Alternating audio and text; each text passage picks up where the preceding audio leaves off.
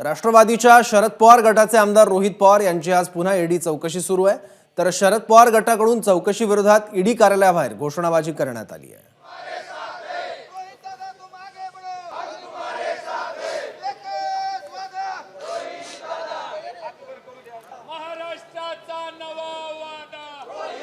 महाराष्ट्र राज्य सहकारी बँक घोटाळ्यासंबंधातल्या मनी लॉन्ड्रिंग प्रकरणी पुन्हा एकदा रोहित पवार यांना ईडीनं चौकशीसाठी बोलवलेलं आहे। यापूर्वी सुद्धा रोहित पवारांची चौकशी झाली होती। तब्बल 11 तासांच्या चौकशीनंतर आज पुन्हा एकदा रोहित पवार हे ईडी कार्यालयात दाखल होणार आहेत। सध्या मी आहे राष्ट्रवादी कार्यालयाच्या बाहेर। अर्थातच ईडीचं कार्यालय आणि राष्ट्रवादी कार्यालय यामध्ये काही मीटरचं अंतर आहे आणि सुरुवातीला जेव्हा 24 जानेवारीला रोहित पवारांना चौकशीसाठी बोलवण्यात आलं होतं त्या दिवशी सुद्धा राष्ट्रवादीच्या कार्यालयाच्या बाहेर अशाच प्रकारचं शक्ती प्रदर्शन हे बघायला मिळालं होतं। सध्या राष्ट्रवादीचे कार्यकर्ते आपल्या सोबत आहेत। मला सांगा की तुमच्या समोर तुम्ही इतकी सगळी नावं लिहिलेली आहेत की मोदी साहेबांची निवडणूक मुद्दे आणि त्याच्यानंतर ईडी यांची कारवाई, नेमकं काय म्हणणं आहे? रोहित पवारांच्या पाठीशी कसे उभे आहात?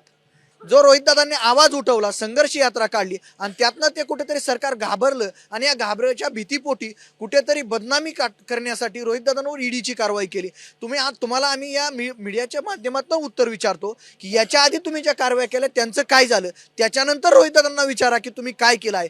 आम्ही तर स्पष्टपणे सांगतो रोहितदादा हे 24 कॅरेटचं सोनं आहे, किती जरी घासलं तरी ते चमकणारच आहेत आणि आम्ही संबंध महाराष्ट्रातनं त्यांच्या पाठीशी खंबीरपणे उभा आहोत। काय झालंय, युवकांचं नेतृत्व रोहितदादा आहेत।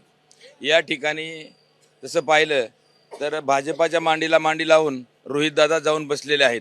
त्या ठिकाणी अजितदादा बसलेले आहेत। त्या ठिकाणी अशी परिस्थिती निर्माण केली की काही करून रोहितदादांना दाबा, या उद्देशातून अजितदादाच्या मार्फतच हे सगळं षडयंत्र चाललंय असं आमची भावना आहे। रोहित पवार यांची आज पुन्हा एकदा ईडी कडनं चौकशी होते आणि अर्थातच राष्ट्रवादीच्या कार्यालयाच्या बाहेर सुद्धा कार्यकर्त्यांनी मोठ्या प्रमाणात शक्ती प्रदर्शनाची तयारी सुरू केली आहे। कॅमेरामन अजित शिवथरकर संबंधित पाठक, एबीपी माझा, मुंबई।